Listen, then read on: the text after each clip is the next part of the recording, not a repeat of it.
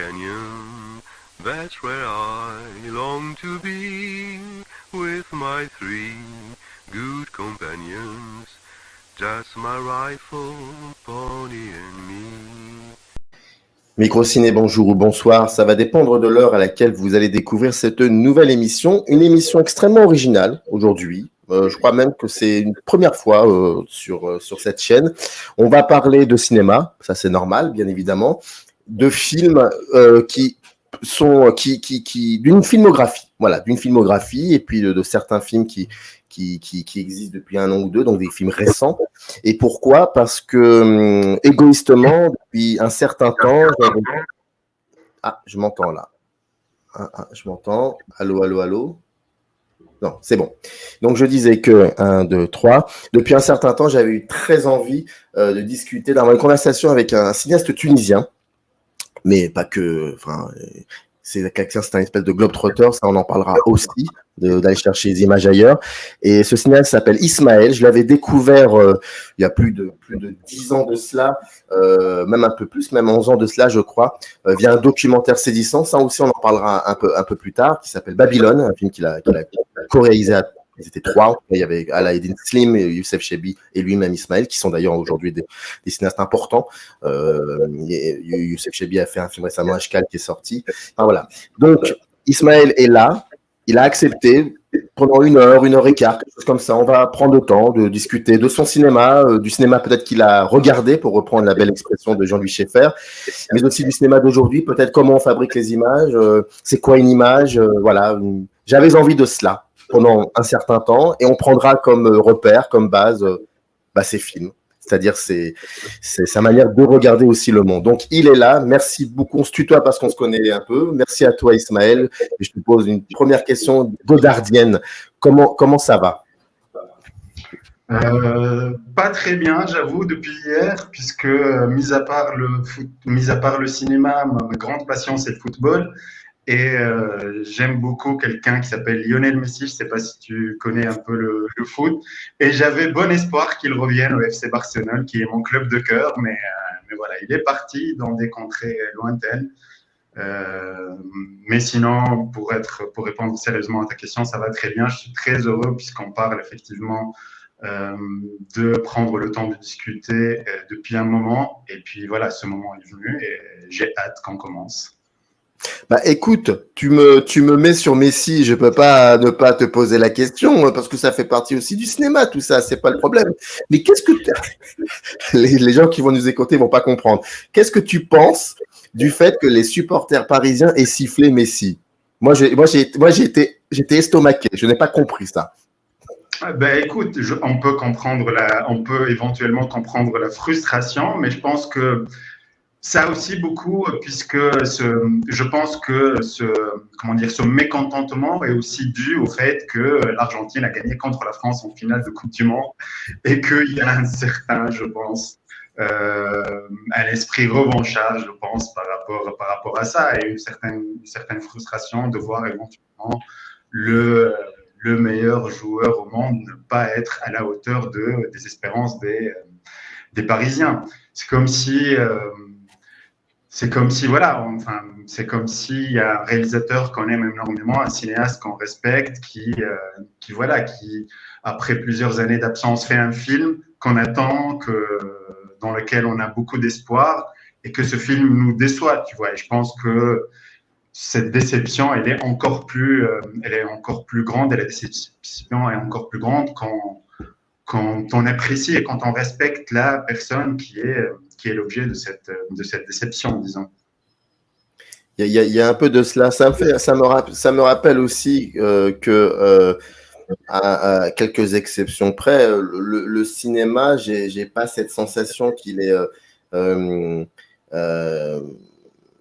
bien rendu compte de ce que pouvait être le football, à part 2-3 exceptions. Et je me rappelle d'un film, tout simplement, d'un film ou peut-être 2-3 films comme ça. Un qui était très étonnant sur Zidane, je crois qu'il s'appelait Portrait du 20e ou du 21e siècle. Il faudrait confirmer. Et 2 questions, pas du tout prévues, hein. C'est ta faute, tu me parles de Messi, mais on revient toujours au cinéma. Première question, est-ce que Est-ce que regarder le football par le prisme d'une caméra, est-ce que ou d'un autre sport aussi, est-ce que ça t'a peut-être un jour traversé l'esprit? Et puis surtout, est-ce qu'on peut filmer ça? Est-ce que c'est possible de filmer un match, quel qu'il soit? Comment faire? Comment on pourrait faire? Est-ce que la télé, véritablement réussit son pari ou pas? C'est par là que c'est un peu par là que j'allais répondre un peu à ta question, c'est-à-dire que est-ce qu'on peut filmer le football ou le sport? Déjà, la télé le fait, elle filme ça depuis très longtemps, mais est-ce que c'est la manière la plus juste, pour utiliser encore une fois un terme godardien, de filmer le sport? Je ne pense pas, justement. Je ne pense absolument pas que la télé filme le sport tel que, éventuellement, le cinéma ou l'art, plus globalement, l'art audiovisuel peut le faire. Tu vois, parce que à la télé, le sport, il devient spectacle, comme tout à la télé. Ce qui ne serait pas forcément le cas si on le filme avec le prisme du cinéma. Alors, le cinéma en soi est un spectacle, mais ce n'est pas du tout le même spectacle. Le dispositif n'est pas du tout le même. Euh, Personnellement, autant j'adore le football, autant j'adore regarder des matchs de football, que ce soit à la télé quand il s'agit de Messi, puisque voilà, enfin, c'est pas quelqu'un qui joue dans un pays dans lequel je suis, puisque je suis tunisien et je suis en Tunisie le plus clair du temps.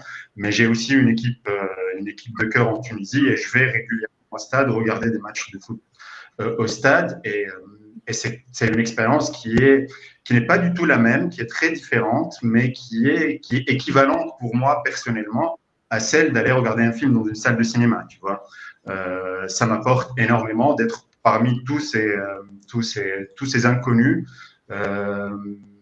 Là, pour le coup, quand il s'agit d'un match de foot, on est dans la lumière, on n'est pas du tout dans le noir, on est dans la lumière, et puis c'est quelque chose qui est aussi de l'art de la découverte, d'un récit, d'une poétique, d'une forme aussi, qui est quelque chose de très important, je pense, en tout cas lorsqu'il s'agit de grands clubs, de grands footballeurs, de grands sportifs. C'est aussi des créateurs de formes, je trouve, et Messi en est un. Mais personnellement, j'ai jamais eu d'envie comme ça très prégnante de filmer le sport. Je sais pas pourquoi. Peut-être parce que voilà, c'est quelque chose qui m'accompagne depuis très longtemps et il me faudra beaucoup de temps, je pense, pour me résoudre un jour, peut-être éventuellement. Mais oui, en tout cas, le cinéma, et d'ailleurs, c'est ma réserve un tout petit peu avec le film Portrait du 21e siècle. Effectivement, du 20e siècle, il faudra qu'on confirme le film sur Zidane, pour le coup, puisque c'est vraiment, pas sur le foot, mais sur Zidane, puisque la caméra, pas la caméra, puisqu'ils ont utilisé 150 caméras, je pense. Les 150 caméras ne le quittent pas un instant. Et c'est pour moi tout à fait si j'y pense comme ça d'un point de vue purement théorique et spéculatif, c'est tout à fait l'inverse de ce qu'on devrait faire lorsqu'on filme un match de foot, tu vois. C'est pas utiliser 150 caméras pour les axer sur un seul joueur, tu vois.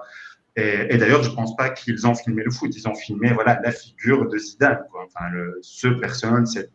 cette individualité, ce corps-là qui est en train voilà, de bouger dans l'espace, etc.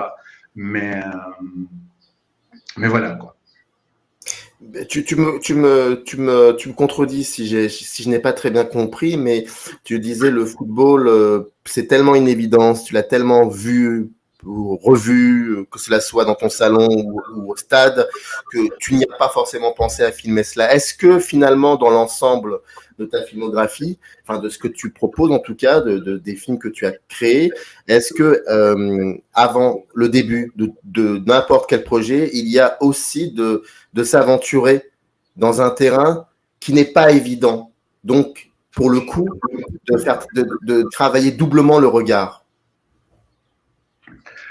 Je crois que ce n'était pas, quand j'ai commencé, plus ou moins la première fois où j'ai pris une caméra et où j'ai commencé à filmer des choses ou filmer des formes, c'était en 2009, c'était aussi mon ami Alain que j'ai fait ça la première fois où j'ai fait œuvre, disons, c'était avec lui. On se baladait, c'était en 2009, et on se baladait comme ça. Enfin, on était très proches avec Ali. Alors, le temps a fait qu'on s'est un peu éloignés l'un de l'autre, mais à ce moment-là, on avait une amitié très, très fusionnelle et très, très passionnelle, à la limite. Et la première fois où j'ai pris une caméra, c'était la sienne, et on se baladait, on avait un rituel comme ça, de passer des nuits blanches dans les rues de Tunis, à nous balader et à aérer comme ça dans la nuit. Et j'ai fait une première vidéo comme ça avec lui. On avait une caméra, on filmait des choses pendant notre errance et on l'a monté ensemble. Et voilà. Et à ce moment-là, c'est à ce moment-là que j'ai commencé plus ou moins à régulièrement faire des vidéos, pas des films, des vidéos d'art plus, des recherches formelles, que ce soit au niveau de l'image et du son, plus que raconter une histoire ou créer un récit, etc., etc. Je ne me posais pas la question en ces termes, mais je pense que 10 ans plus tard, ou même 14 ans plus tard maintenant, puisqu'on est en 2023 et je parle de 2009, c'est quelque chose effectivement aujourd'hui que je pense, que je réfléchis et qui est juste et vrai. Tu vois, j'ai tendance à avoir des désirs de filmer des choses que je n'ai pas expérimentées déjà, qui sont loin de moi, de ma vie, de mon quotidien, de mes habitudes, de mon cercle d'amis, etc., etc. Donc j'ai tendance à essayer de considérer l'acte de faire un film ou de filmer comme une découverte de l'inconnu, tu vois, ou une découverte de quelque chose qui m'échapperait. Et le processus de faire le film, ce serait un peu apprivoiser cet inconnu, ou bien l'explorer, ou bien essayer essayer de lui donner une forme, quoi. Et de sorte que le film sera vu et expérimenté dans une salle ou devant leur écran, qu'il y ait quelque chose qui déborde et qu'il y ait quelque chose de cette expérience de la découverte de l'inconnu qui déborde l'écran et qui à un moment imprègne l'essence des spectateurs, quoi. Alors, ça m'amène, là pour le coup, comme on a un peu parlé de tes débuts, ça m'amène aussi à te poser une question que j'ai souvent l'habitude de poser à mes invités. On en a parlé hors caméra, donc il n'y a rien de surprenant dans ce que je vais te poser. Mais je voudrais savoir tout simplement si, et là, ça va te renvoyer certainement à ton enfance. Est-ce qu'il y aurait comme ça cette notion d'image marquante te concernant? Est-ce qu'elle existe? C'est-à-dire, est-ce qu'il y a une image qui peut-être aujourd'hui expliquerait ton rapport aux images et le fait que tu sois devenu fabricant d'images aussi? Une seule image, non, mais peut-être un ensemble d'images que je n'ai pas vues, justement, la première chose qui, moi, m'interpelle, c'est que je suis né, comme tu peux le constater, avec de très mauvais yeux. J'ai des soucis, je suis né avec une déficience oculaire assez importante.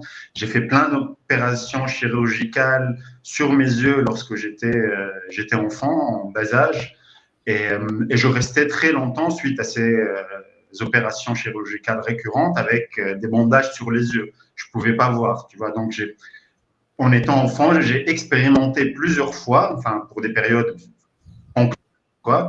la cécité, une cécité qui n'était pas finie, mais qui durait des semaines et parfois même plus d'un mois, etc. Et pour un enfant, tu t'imagines bien, c'est beaucoup plus difficile à concevoir quand on a 3, 4, 5 ans que si ça a été la même expérience dans l'âge adulte. Et il y a quelque chose qui est aussi très important de concevoir le rapport aux images, c'est que la première personne qui m'a fait regarder des films, c'est mon père, lorsque j'avais ce même âge de 3, 4, 5 ans, j'étais vraiment un enfant au bas âge, avant même l'école, je regardais des films avec lui, puisque à moment-là, c'était les années 80, c'était le milieu des années 80 en Tunisie. À ce moment-là, il y avait des salles de cinéma, mais il y avait aussi la grande vague des VHS, qui était le support de diffusion de films plus important à ce moment-là. Il y avait plein de, surtout le territoire tunisien, il y avait plein de boutiques de location de films sur VHS. Et du coup, mon père avait un lecteur VHS à la maison, comme pratiquement toutes les familles d'ailleurs tunisiennes, en tout cas les familles bourgeoises des années 80, avaient un lecteur VHS et il louait régulièrement, pratiquement quotidiennement, un ou deux films qu'il regardait à la télé le soir, quoi. Et il me mettait à côté de lui et je regardais des films. Donc c'était quelque chose d'important lié au père, d'ailleurs aussi, qui est quelque chose qui revient, et notamment chez quelqu'un qu'on connaît tous les deux, qu'on apprécie et respecte tous les deux, qui est Serge Danet. Et le rapport du cinéma, du père, le cinéma, etc. Et je me rappelle quand j'étais enfant, et je pense que c'est assez récurrent dans les sociétés, je pense, arabo-musulmanes, quand il y avait des scènes de sexe ou de violence, il mettait sa main sur mes yeux, tu vois, pour m'empêcher de regarder ces images sexuelles ou bien de très forte violence, tu vois. Et ces deux choses-là, le fait que mes yeux ne fonctionnaient pas très bien et qu'il fallait les opérer et qu'il fallait expérimenter cette cécité temporaire, et aussi la main de mon père qui se pose sur mes yeux pour m'empêcher de regarder des images, a créé chez moi, enfin, je pense, un cerveau qui fonctionne énormément de façon visuelle, tu vois. Et aussi en lien avec le son, puisque mon père m'empêchait de regarder ces images qu'il m'empêchait de regarder, mais il ne pouvait pas m'empêcher d'entendre, tu vois. Et le rapport au son aussi est quelque chose de très important. Et du coup, j'entendais, et même moi, après, suite aux opérations, je me mettais devant la télé, tu vois. J'avais un bandage sur les yeux qui m'empêchait de regarder, mais je suivais des dessins animés à la télé à ce moment-là. Et lorsque l'heure du dessin animé venait, je me mettais devant la télé et j'entendais le dessin animé. Je ne le voyais pas, mais je l'entendais. Mais j'imaginais forcément les images qui éventuellement mon cerveau a, je pense, eu ce mécanisme de tout le temps mettre en œuvre des images, en fait. Même lorsque aujourd'hui je lis un livre, j'ai tendance à le mettre en image, en fait, à imaginer des images. Et pour ce qui est des films aussi, pour revenir à aujourd'hui, un film, comme je le dis souvent et tout le temps, et je suis très sincère et très honnête en le disant, ne commence jamais par une idée, tu vois, ou un sujet que je voudrais traiter, ou une envie d'un personnage, d'un récit. Il vient toujours d'une image, en fait. Une image qui me vient, que ce soit lorsque je suis éveillé, comme ça, j'ai une sorte d'illumination, ou parfois aussi dans des états seconds, quand je suis ivre ou quand je suis sous l'emprise de substances illégales, ou parfois aussi quand je dors et que je rêve, tu vois. Donc, des images me viennent et certaines m'obsèdent, tu vois. Elles restent, elles s'incrustent en moi, comme ça, elles s'agrègent dans mon cerveau, dans les différentes strates de mon être, et elles restent, tu vois, à un moment. Elles sont là, elles flottent, tu vois, dans mon quotidien. Et au bout d'un moment, certaines commencent à m'obséder, tu vois. Pourquoi j'ai cette image en tête qui ne me quitte pas, tu vois. Et les films, généralement, ils naissent de ça, en fait. Cette image, à un certain moment, elle va devenir un film ou elle va créer l'envie de faire un film, en fait. Et donc, tout ça est lié, voilà, pour revenir à ta question, tout ça est lié à ces images marquantes, mais comme je te le disais aussi, pour moi, c'est plus l'idée d'une image manquante, d'une image qui voilà, pendant mon enfance, qui m'a manqué, qui a créé chez moi ce désir de créer des images. Et aujourd'hui, elle est manquante parce que parfois, ces images qu'on a et qui nous obsèdent, et qui, en tout cas, moi, m'obsèdent, parfois, elles n'existent plus dans le film, tu vois. J'arrive pas à les filmer. Je filme des choses qui sont autour d'elles, tu vois. Parfois, on les filme, hein, mais du coup, voilà, tout le processus, c'est plus ou moins, voilà, tourne autour d'images, effectivement, que ce soit des images qui manquent, des images qui viennent de nulle part, et peut-être qu'il manque à quelqu'un, peut-être que ces images que je vois, elles manquent à quelqu'un, peut-être que moi, je les ai je les ai kidnappées ou je les ai prises à, je sais pas, une sorte de métaphysique des images, tu vois. J'en sais rien. Mais en tout cas, c'est mon moteur. C'est le moteur avec lequel je fais des films, quoi. C'est très intéressant ce que tu dis. Permets-moi un peu de subjectivité de ma part. C'est que moi, pendant un certain temps, je pensais que mon image marquante était un film. C'était le film Psychose de Hitchcock.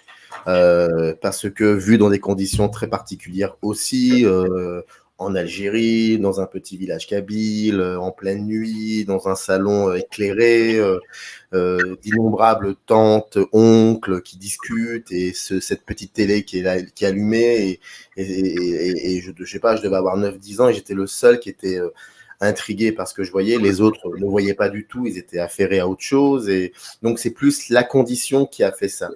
Mais ce qui est très drôle, c'est que aujourd'hui avec le recul, je m'aperçois que mes images marquantes importantes qui font que j'ai aussi j'ai eu j'ai eu l'envie et je le continue, mais à comment dire, un degré moindre, comme par rapport à toi qui en fait, voilà, qui est là depuis très longtemps dans la position de vouloir fabriquer des images. C'est vrai que moi, les images marquantes en tant que fabricant d'images sont paradoxalement des images vues à la télévision. Et d'ailleurs, Psychose, vu à la télévision aussi, pour le coup. Donc, il y a un rapport avec la télé qui est assez particulier. Et il y a une image comme ça forte qui continue de me hanter. C'est l'assassinat en direct, entre parenthèses le mot direct, de Mohamed Boudiaf en 92, le président algérien. Et cette image est saisissante, enfin, cette séquence est saisissante parce que avant de mourir, il y a un plan sur lui et on sait qu'il est dans ce théâtre à Annaba, donc des journalistes le regardent et on voit une caméra le filmer lui. Donc on sait qu'il y a un champ contre champ. Et quand cette séquence a été montrée à la télévision, le plan où on voit celui ou ceux qui le tue à ce moment-là, il y a ce plan qui existe. Parce qu'on voit qu'il y a une caméra qui pourrait montrer cela. Mais ce plan n'est pas dans le montage final. Donc, il a été escamoté. Et moi, j'ai toujours... Et je me souviens que, non pas au moment où je découvre ça, parce que je dois avoir 15-16 ans et c'est pas forcément... Déjà, mon rapport à l'Algérie est très compliqué, mais alors, analyser de cette manière-là, c'est pas encore ça. Mais beaucoup plus tard, je me suis aperçu que c'est comme si c'était ça mon rapport à l'Algérie. Il y avait toujours quelque chose qu'on me retirait. Et je crois que, en même temps, si j'essaye de faire des films, c'est pour me réapproprier ou récupérer cette image. Et ce que tu dis sur ces moments où, en plus du problème de cécité que tu as comment dire, renforcé par le geste paternel, c'est très drôle en même temps. Je me dis que j'ai l'impression que, sans faire de la psychologie de bazar, mais est-ce que toi aussi, faisant des films, c'est une manière de récupérer des images qu'on t'a un peu volées en quelque sorte? Quand vous faites Babylone avec Aladdin Slim et Youssef Chebbi, il y a l'idée d'aller voir ce qui se passe là-bas, d'y aller, de voir des choses qu'on ne verra jamais à la télévision. Et d'ailleurs, même la configuration, on va en parler après, mais même la configuration que vous utilisez, ça ne se voit pas à la télé. Ça ne se verra jamais à la télé. Donc, il y a cette idée, il faut qu'on aille voir ça avant qu'on nous retire cette image-là. Est-ce qu'il y a un lien avec ça? Parfaitement. Je suis complètement d'accord avec ce postulat, disons, ou cette inspiration que tu as, effectivement. C'est-à-dire qu'il y a un paradoxe à filmer, je trouve. Il y a quelque chose de très paradoxal lorsque et on commence à filmer. C'est qu'on filme jamais la réalité, en fait. On filme, et Godard le disait, c'est un morceau de regard dans un morceau de réalité. Et quand on filme, on montre quelque chose, mais cette monstration, elle passe aussi par l'invisibilisation du reste de ce qu'on montre pas, du hors-champ, qui est encore plus énorme et encore plus grand que ce morceau de réalité qu'on est en train de filmer. C'est-à-dire que ce qui est à côté des images est généralement beaucoup plus vaste que ce qu'il y a dans l'image elle-même. Tu vois, il y a une sorte de… et j'ai une formule comme ça que j'utilise tout le temps, et notamment parce que voilà, j'ai travaillé sur 2 ou 3 fois sur cette question de migration, de la question des réfugiés, etc., etc. Et je dis que cadrer, c'est mettre des frontières dans le réel. Tu vois, c'est pas filmer le réel en tant que tel ou la réalité en tant que telle. C'est toujours une soustraction, en fait, l'acte de filmer. Alors, si c'est lorsqu'on part de ce postulat et qu'on en prend conscience, c'est comment essayer de jouer avec ça, tu vois. Comment essayer de faire justement déborder le cadre ou bien déborder de ce qu'on filme le cadre, ce qui est donné à voir aux spectateurs, et d'aller chercher des choses qu'on ne voit pas. Tu vois, des choses qui sont soit à côté du cadre, à l'intérieur du cadre, qui sont cachées dans les plis de la réalité, qui sont à l'intérieur des personnes qu'on est en train de filmer, pas forcément leur corps, leur regard, etc., mais des choses qui sont beaucoup plus intériorisées. Et c'est ça qui est intéressant et je pense fascinant dans le fait d'être cinéaste. C'est qu'on est toujours à la recherche de quelque chose, enfin, qui n'est pas vraiment filmable, en fait. Et les grands cinéastes filment toujours des choses enfin, ce qu'ils filment, c'est pas ce qu'on est en train de voir. Ce qu'ils filment, c'est autre chose. C'est caché ou c'est rendu visible. Ils sont en train de voir, et par la manière qu'ils utilisent, par leur mise en scène, leur forme, leur montage, etc., etc. Ça rejoint un question par rapport au sport, tu vois. C'est filmé. Je pense que ça ne donne pas une idée juste ou pertinente, qui a du sens par rapport à l'essence même de cette chose qui est le foot, par exemple, ou d'autres sports. Et le lien avec la télé, c'est pareil. Tu vois, et pour revenir à Babylone, par exemple, quand on a eu l'envie, le désir de Babylone, au départ, n'était pas l'envie de faire un film. Hein. Il faut qu'on soit clair là-dessus. C'était l'envie, on voyait, c'était une discussion avec Youssef et Chawki, qui est l'auteur du film. Alep n'était pas là à ce moment-là, mais il nous a rejoint le lendemain dans notre idée et notre désir. C'était de partir, effectivement, et d'être au milieu de cet événement qui était en train de se passer. Et parmi les choses qui, je pense, nous ont poussé à le faire de façon très rapide, comme ça, et instinctive, et à la limite viscérale, qui nous a pris, je pense que ça a été formulé à un certain moment. Alors, c'est très vague, puisque, voilà, il y a plein de choses qu'on s'est dites avant de partir sur la route, comme ça, vers le sud du pays, puisque nous, on était à Tunis à ce moment-là, et Tunis, c'est plus ou moins dans le nord du pays, et l'afflux des réfugiés se passait à la frontière avec la Libye, qui est au sud du pays. Donc, pour aller de là où on était à la rencontre des gens qui arrivaient de la Libye voisine en 2011, début 2011, il nous a fallu des heures et des heures de route, tu vois. Et notre désir premier, c'était d'aller sur place, parce qu'on sentait que les images qu'on voyait ne rendaient vraiment pas compte de ce qui se passait, tu vois. Et du coup, on est parti aussi en ayant dans notre subconscient cette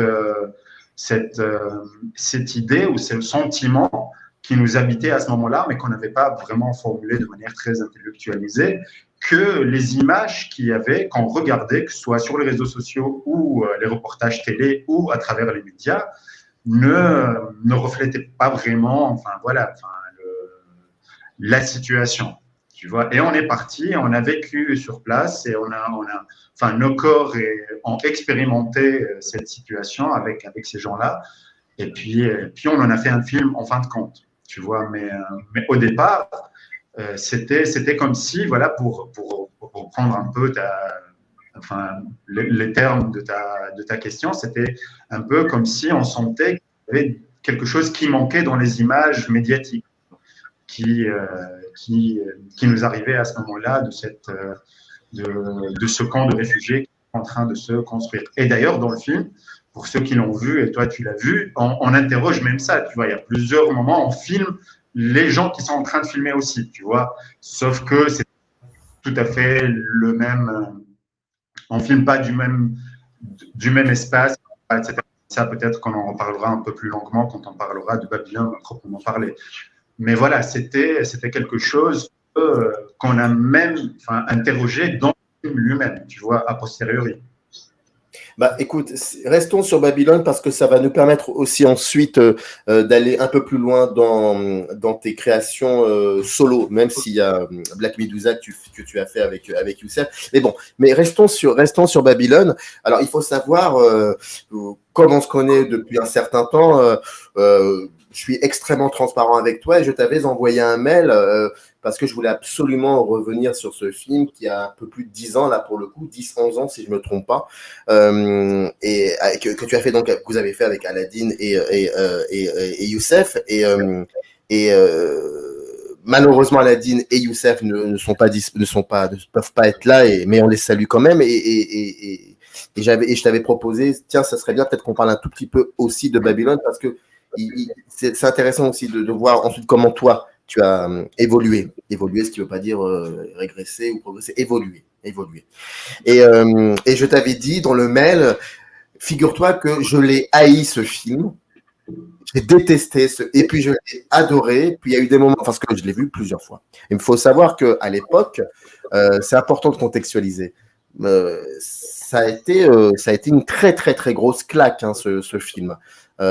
Qui a beaucoup parcouru les festivals et je me souviens très bien qu'on en parlait énormément et c'est un film extrêmement saisissant, certes, parce que comme tu l'as un peu évoqué, même au fur et à mesure, vous avez opté pour des configurations filmiques qui vous semblaient adéquates avec ce que vous aviez envie de faire. Et par exemple, il n'y a pas de sous-titres. Voilà. Et je vais juste revenir sur un plan qui peut-être peut être le point de départ d'une conversation. Ce plan, c'est un plan large où quand on vous connaît un peu physiquement, je me souviens, avec le recul, je crois que je vois Aladdin et je crois qu'il y a une deuxième personne, je ne sais pas si c'est toi ou Youssef, et il y a tous ces émigrés autour de vous et vous ne savez pas quoi faire. Et vous avez votre caméra. Et je me dis, ce plan-là, il est génial. Ce plan-là ne pourra jamais être un plan de télévision. Ceux qui filment, ceux qui veulent rendre compte de ce réel ne pourront jamais être à la télévision, ne pourront jamais travailler à la télévision. Parce qu'à ce moment-là, alors nous, spectateurs, on est perturbés, mais j'ai l'impression que vous l'êtes aussi, vous perturbés. Et ça pose cette fameuse question, d'où je filme, où je dois me mettre, d'où je filme. Et il faut vite se dépêcher parce qu'il se passe des choses autour de vous. En fait, il y a la vie autour de vous, mais d'où je filme. Et je crois que ce moment-là, ça pourrait être la note d'intention si on était dans l'économie du cinéma. Mais très sérieusement, je trouve que ça dit beaucoup de choses de ce que c'est qu'un film, en fait. Un film, juste un film. Pas un documentaire, pas une fiction, juste un film. Et ce moment-là, qui est là depuis maintenant plus de 11-12 ans dans ma tête, est un moment important. C'est d'où je filme. Et il y a cette fameuse question théorique, d'où je filme. Mais là, c'est pratique. Là, on a, regardez. Alors, peut-être que je me trompe, mais j'ai ce souvenir-là et qui m'avait beaucoup frappé. Alors, ce qui est sûr, c'est que effectivement, notre présence physique à Ale, Youssef et moi, elle est dans le film. C'est-à-dire, on nous voit à plusieurs reprises, on nous voit avec nos caméras à plusieurs reprises, on nous voit sans caméra, on nous voit, on entend notre voix, tu vois. C'est quelque chose qui est de notre expérience de filmage en elle-même, de notre expérience humaine déjà, puisque c'était, je pense, pour nous trois et pour Shauki qui nous accompagnait, qui est le producteur, mais qui était avec nous. Il n'a pas pardon, je t'interromps, je voulais pas, mais je suis désolé. Il faut quand même citer Shauki Nis avec Exit Production, qui a été une société de production en 2010, 2009, 2010, 2011, très importante dans ce qui se faisait en Tunisie et qui a œuvré pour beaucoup. Donc, je voulais juste, c'est important de le préciser. Voilà, je referme la parenthèse. Excuse-moi. Effectivement,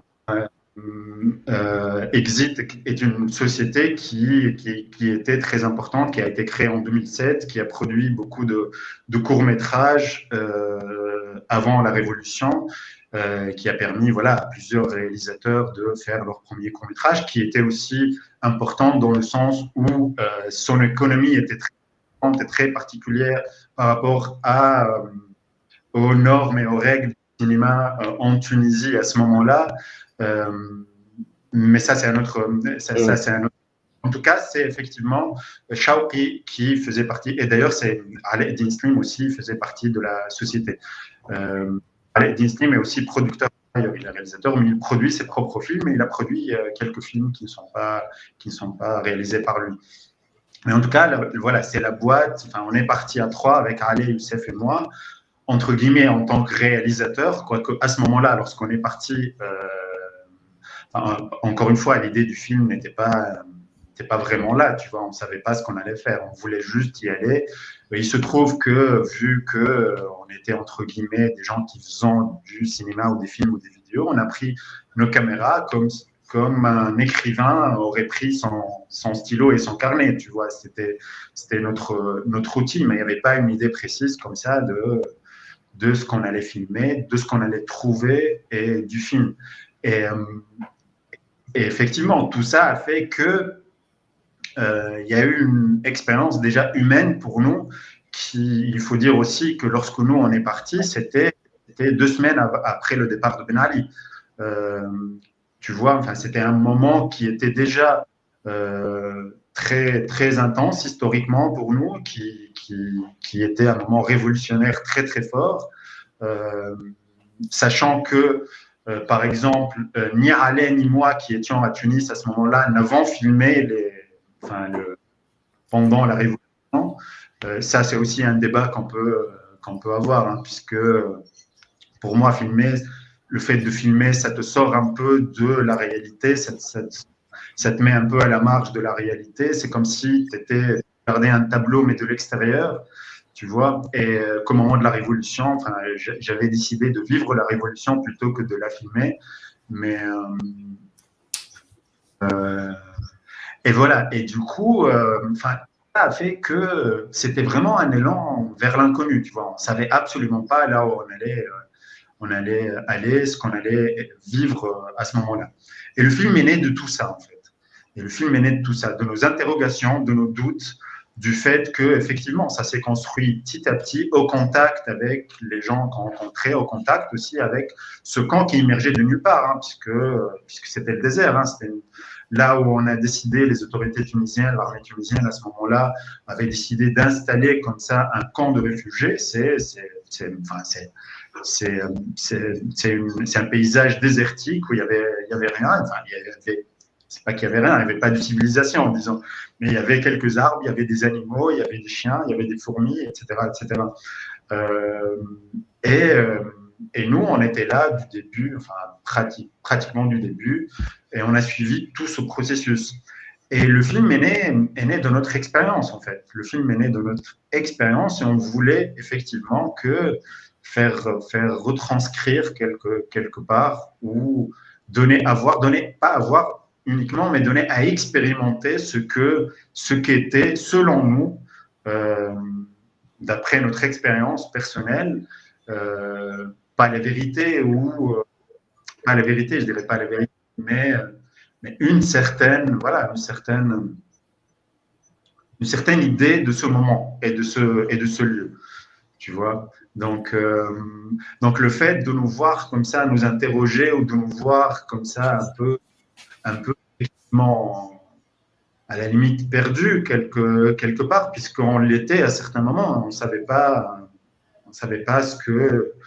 ce qu'on allait faire avec les images qu'on était en train de filmer. C'est quelque chose qu'on tenait absolument à mettre dans le film. Tu vois, on voulait pas éluder toutes ces problématiques. Tu vois, on voulait vraiment les mettre au centre du film, de notre interrogation. On voulait pas mettre des sous-titres puisque nous-mêmes on comprenait pas forcément tout ce qui se disait devant notre caméra. Tu vois.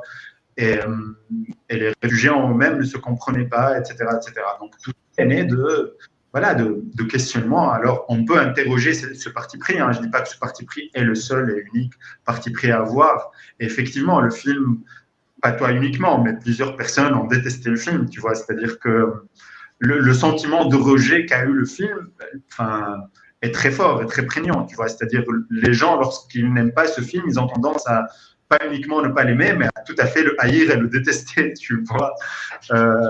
Donc, ça veut dire quelque chose. Ça veut dire qu'il a un côté un peu déstabilisant, peut-être, ou ce qui est dû à plusieurs choses, tu vois. Certaines avec lesquelles je suis absolument pas d'accord, mais voilà, qu'on peut interroger aussi. Mais en tout cas, à un moment, tu vois, après cet élan, disons, viscéral et instinctif, petit à petit, on a commencé, voilà, à avoir envie d'en faire un film. Les images qu'on tournait pouvaient, selon nous, à ce moment-là, donner un film. Et à ce moment-là, mais c'était plusieurs jours, même une semaine après notre arrivée sur place, et le fait qu'on ait commencé à tourner, la forme de ce qu'allait être le film a commencé à se mettre en place. Et certaines décisions ont été prises vers la fin, tu vois, genre plusieurs mois plus tard ou un an plus tard. Et notamment le fait de ne pas sous-titrer. C'est une décision qui a été prise pendant le montage, pas pendant le tournage. Donc jusqu'à la fin, le film a continué à se construire de cette manière-là. Et je pense aussi, pour terminer très rapidement, par rapport à cette question, c'est que c'est lié aussi au fait que c'est un film qui est fait par 3 personnes. Tu vois, et c'est même pas une fiction, en fait, où le scénario est écrit et les tâches sont divisées. C'est-à-dire que le fait de filmer à 3 était plus ou moins simple, puisqu'on avait 2 caméras et c'était une manière assez libre de filmer. On n'avait pas forcément de règles comme ça préétablies. Mais c'était compliqué au montage, tu vois. Lorsqu'on est 3 à vouloir prendre des décisions, tu vois, des décisions qui allaient être finales, qui allaient décider du sens final et pour l'éternité du film, c'était beaucoup plus houleux, disons. Mais ce qui est tout à fait normal, hein, c'est-à-dire que ce film est né, voilà, de 3 personnes, il n'est pas né d'une seule personne. Donc le fait qu'il s'est construit aussi petit à petit, c'est aussi naturel du fait qu'on était 3 individualités à le faire. Tu vois, c'est comme si, imagine un peu une relation tripartite entre 3 hommes, 3 femmes, ou 2 hommes et une femme, ou 2 femmes et un homme. Tu vois, alors à 2, c'est déjà très compliqué. Une histoire de couple, c'est déjà compliqué. Alors imagine une histoire à 3. Tu vois, c'est encore plus compliqué. Et je pense qu'à 3, franchement, on s'en est pas mal sorti avec Youssef et Ale, tu vois. Alors, j'ouvre une petite parenthèse parce que tu as évoqué un moment le fait que vous avez été tourné, c'était 2 semaines après après que Ben Ali soit enfui. Ça, c'est très important. C'est très important parce que tu as dit aussi une chose. Tu as dit, moi, j'ai préféré vivre cette révolution que la filmer. Quand en Algérie, il y a eu le Hirak, beaucoup se sont posé cette question, qu'est-ce qu'on fait? On filme ou on la vit? Et je sais que, par exemple, un cinéaste comme Karim Moussaoui me disait, non, moi, j'ai envie de vivre ça. Et puis d'autres avaient envie de filmer. La question est très légitime et les réponses le sont aussi d'ailleurs, toutes. Mais ce qui est très troublant, on pourrait peut-être, si on commençait à théoriser, on pourrait se dire que Babylone est une manière aussi de filmer la révolution. Peut-être. Que la révolution, que l'histoire en mouvement en Tunisie, vous la filmez non pas à Tunis, mais vous la filmez ailleurs. Tu sais, c'est comme quand Belloufa va en Algérie, au Liban pour faire Nehla. En fait, il parle de l'Algérie, mais il en parle ailleurs.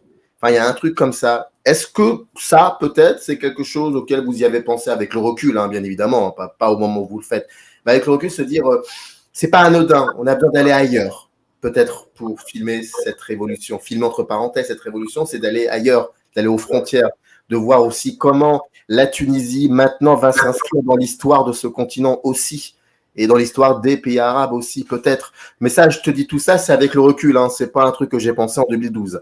Est-ce que ça, c'est quelque chose qu'on peut remettre sur la table de la réflexion? Je pense en tout cas que si on veut aussi, mais là je parle de mon point de vue personnel Ouais. et de ce que je vois dans l'évolution à la fois de Haleh de son côté, de Youssef de son côté et du mien de mon côté. C'est que je pense que globalement, si on part de Babylone et qu'on arrive, disons, 11 ans plus tard et on voit un peu de façon rétrospective les filmographies de chacun, c'est on est quand même assez tous les trois. Peut-être c'est de là, au fait, c'est là aussi qui nous a réunis à ce moment-là et qui a fait en sorte que même à trois, la production, le tournage, la post-production et la suite de la vie de Babylone s'est très bien passé malgré tout, même si on était trois réalisateurs. Il y avait quelque chose aussi du fait que tous les trois, on a tendance à regarder les choses de biais, en fait, ou à être attirés comme ça par aller voir ailleurs si chose y est, tu vois, plutôt que regarder au centre, tu vois. Euh, Ale qui a fait 2 longs métrages de fiction, qui est en train de faire son 3e d'ailleurs en ce moment, c'est pour ça qu'il ne pouvait pas être là. Chaque fois, il va vers un ailleurs qui est pour lui, voilà, cet ailleurs, c'est généralement la nature, la forêt, la montagne, etc., etc. C'est ce côté un peu de sortir de la, entre guillemets, de la civilisation, ou en tout cas, pour utiliser un terme beaucoup plus, disons, beaucoup moins connoté de l'urbanité et aller vers quelque chose de plus sauvage, de plus naturel, de plus qui n'est pas régi forcément par des règles sociales préétablies et de voir quel type de relation de relation humaine pour le coup, puisque c'est dans ces 2 films, il va dans un ailleurs, mais c'est tout le temps des histoires entre 2 personnes, entre 2 hommes. Pour le premier film, entre un Youssef, dans le film HK, il est un peu dans la nuit, dans le chantier de construction, etc., dans des lieux qui sont intermédiaires, tu vois, qui sont encore terminés. Alors, excuse-moi, je t'interromps parce que là, je t'entends pratiquement plus. Il y a des petits bruits en même temps. Dès que tu as commencé à parler d'Aladin et de Youssef, de ce qu'ils font comme film, il y a eu des petits bruits. Je sais pas, c'est comme si tu tapais. Enfin, je sais pas. Donc, j'arrivais du mal à t'entendre. En tout cas, moi, j'entends pas qu'il y ait des bruits, mais peut-être que je bouge et peut-être que ça fait du bruit. Ah, Moi, j'entends. d'accord, ça doit être ça, certainement. Bon, bah écoute, excuse-moi. Si tu pouvais reprendre, parce qu'en fait, j'arrivais même plus à t'entendre. Donc, c'est pour ça. Tu veux que je reprenne depuis où Quand tu as exactement? commencé, oui, quand tu as commencé à parler d'Aladin Slim et des films qu'il faisait, les 2 films qu'il a fait, et puis ensuite le film de Youssef. Oui, c'est-à-dire que par exemple, pour Haleh, si on regarde un peu les 2 films qu'il a fait après Babylone, The Last of Us et Lambs, il se déplace, tu vois, vers un ailleurs qui n'est pas l'urbanité, qui n'est pas, entre guillemets, la civilisation, qui est la forêt, la montagne, il recherche des choses beaucoup plus, disons, primitives ou animales, mais c'est aussi, dans son cinéma, aller voir dans ces espaces autres, disons, dans ces espaces d'altérité de la nature, des animaux, comment 2 personnes, en l'occurrence dans son premier film, 2 hommes, et dans son deuxième, un homme et une femme, qu'est-ce qui peut naître de nouveau ou de différent ou d'autre en termes de relations humaines, tu vois, en termes de construction collective et sociale dans des géographies ou dans des paysages qui sont pas entre guillemets civilisés. Youssef, dans son film Ashkel, il filme dans des chantiers de construction, donc des lieux intermédiaires un peu qui sont pas encore imprégnés par ou habités par des gens. Et il invente une histoire dans ces lieux-là. Donc, nous trois, on était un peu comment dire, attirés, disons, par les choses qui se passent à côté. C'est comme si on jetait une pierre dans l'eau et ce qui nous attirait, c'était les ondes comme ça c'était pas le centre, mais c'était où les ondes pouvaient aller, tu vois. Ce qui m'attire, moi, c'est le dernier cercle, tu vois, celui le plus le plus lointain du centre possible, tu vois. Donc tout ça, effectivement, tout ça, je pense que c'est quelque chose qui nous travaille tous les trois. Alors, chacun a continué à faire ça de sa manière. Moi, je suis parti au Liban, qui était un pays où, lorsque je suis parti pour entamer ce film documentaire autour des réfugiés syriens qui sont au Liban, j'avais jamais mis les pieds ni au Liban ni en Syrie, tu vois. Donc, pour moi, c'était des pays ou une région du monde que je connaissais absolument pas, tu vois. J'y ai jamais mis les pieds. Tu vois, donc c'était aussi aller dans un ailleurs. Moi, c'est un ailleurs, tu vois, que je connaissais absolument pas. Donc, on a tous les trois, comme ça, je pense, on est travaillé, nos films sont travaillés un peu par cette question de regarder les choses de biais, je dirais, de regarder les choses depuis l'extérieur, de nous déplacer d'une certaine manière, en tout cas moi. Et là, pour le coup, j'arrête de parler de leur film à leur place, mais je vais plutôt parler de moi. Moi, je pense que je suis attiré par cette question-là, effectivement, d'essayer de sortir du tableau et de le regarder de l'extérieur, tu vois, voilà, d'être un peu, oui, d'être un peu extérieur à la chose, tu vois. Et ça rejoint ce que je te disais tout à l'heure, tu vois. Enfin, j'ai jamais envie de filmer quelque chose que je connais, tu vois. J'ai jamais envie de filmer, un territoire que je connais, que je maîtrise, des personnages qui ressemblent à mes amis ou aux gens que je fréquente, etc., etc. Tu vois, j'ai toujours des envies d'ailleurs, quoi. Enfin, pour moi, faire un film, c'est aller à la rencontre d'un ailleurs, et autant que ce soit un ailleurs qui soit le plus lointain possible, quoi. Pardonne-moi cette question extrêmement naïve, mais alors d'une naïveté qui va peut-être même te faire rire, mais c'est pas grave. Est-ce qu'il y a aussi, tu sais, bon, toi et moi, on est très sensibles à la réflexion cinématographique de Serge Danet, et il y a plusieurs recueils qui ont été publiés grâce à Paul et à ses compagnons de lutte, on va dire ça comme ça, et c'était la maison cinéma. Est-ce que cette envie d'aller voir ailleurs, c'est aussi parce qu'il y a naïve comme question, mais c'est aussi parce que le cinéma, il faut toujours le rappeler, il faut toujours le dire, c'est une carte du monde et qu'il se passe plein de choses ailleurs et qu'il y a encore plein de visages et de territoires à être filmés, qu'on doit rendre compte de tous ces gens-là et de tous ces territoires. Est-ce qu'il y a aussi de cela? Et je te pose cette question parce que ça me rappelle Teguilla, quand il fait Roma Walantouma, enfin Rome plutôt que vous, Roma Walantouma, on lui dit, tiens, vous filmez Alger de dos. Il dit, bah oui, parce que j'en ai marre de voir les gens filmer Alger avec avec un regard sur la mer. Moi, j'ai envie de filmer de dos. Et je veux que la mer soit dos à moi. Est-ce qu'il y a aussi un peu de cela, finalement? Je rejoins ta naïveté. Hein. Personnellement, pour moi, un film n'appartient pas à un pays. Tu vois, il appartient au territoire qui est le cinéma. Tu vois, je prétends pas, et ça aussi, je le dis assez souvent, je prétends pas faire des films pour dire quelque chose du territoire, de la Tunisie. Tu vois, par exemple, quand je filme en Tunisie.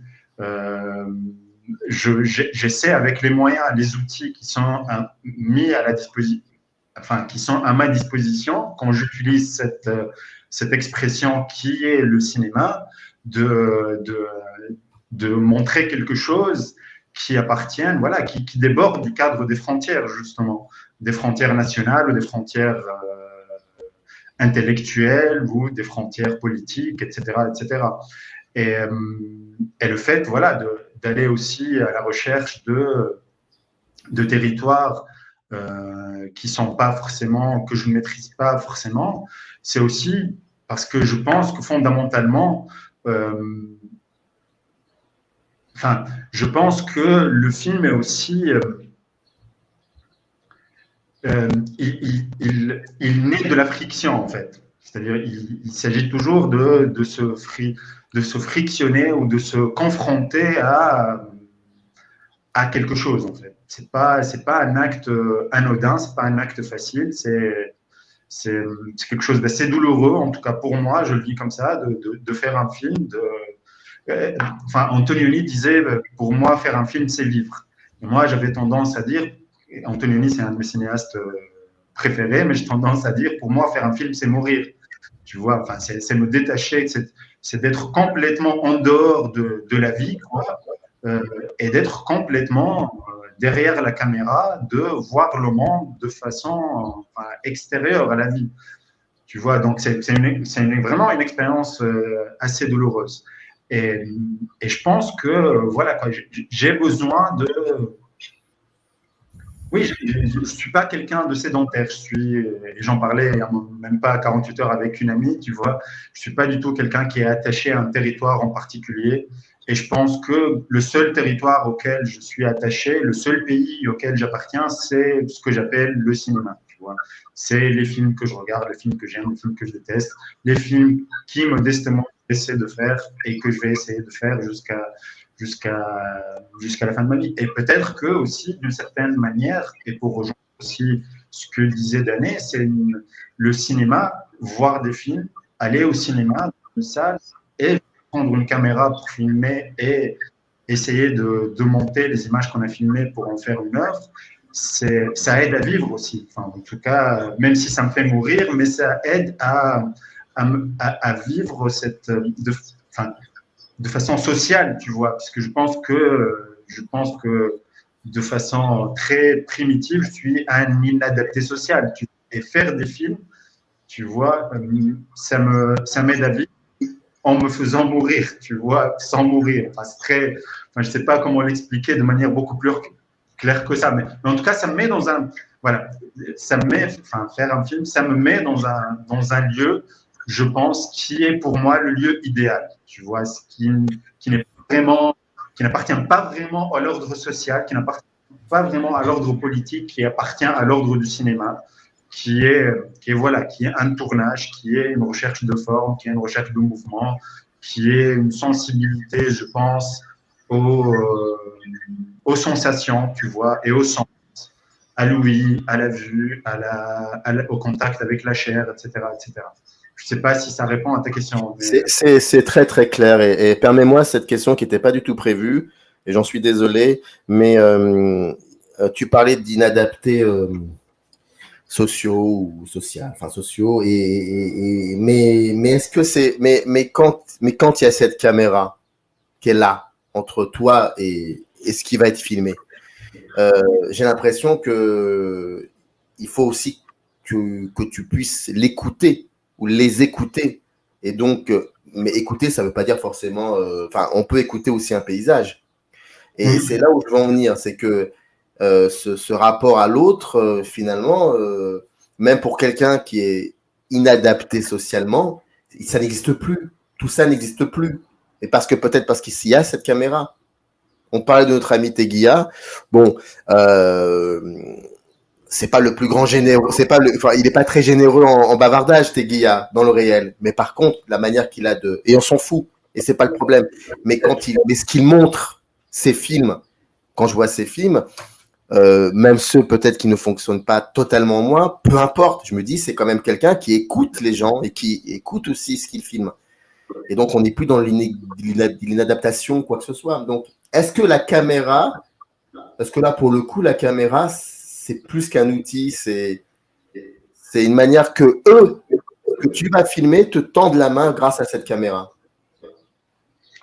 Oui, c'est un peu aussi, ça rejoint quelque chose qui est primordial, je pense, dans un film que j'aime beaucoup, d'un cinéaste, d'un vidéaste tunisien qui a le même prénom que moi, mais lui, son nom de famille, c'est Bahri, Ismail Bahri.